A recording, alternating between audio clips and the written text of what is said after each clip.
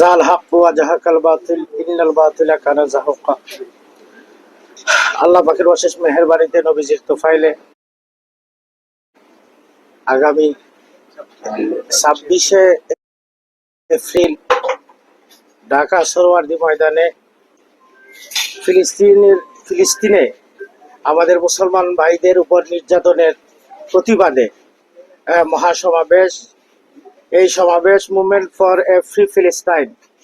আমি বাংলাদেশের সকল আহলে হক আহলে সুন্নাত ওয়াল জামাতের অনুসারী সকলের প্রতি আহ্বান করব আমাদের এই সমাবেশকে সফল করতে, এবং খন্দক দরবারের পক্ষ থেকে সার্বিক সহযোগিতা এবং উপস্থিতি আল্লাহ পাক যদি আমাকে সুস্বাস্থ্যের সাথে রাখে, ইনশাল্লাহ আমি উপস্থিত হব।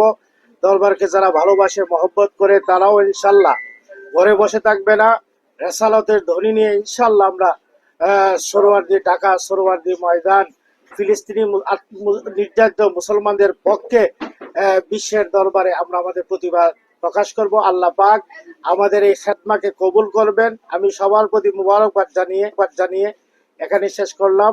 আসসালামু আলাইকুম রহমতুল্লাহ।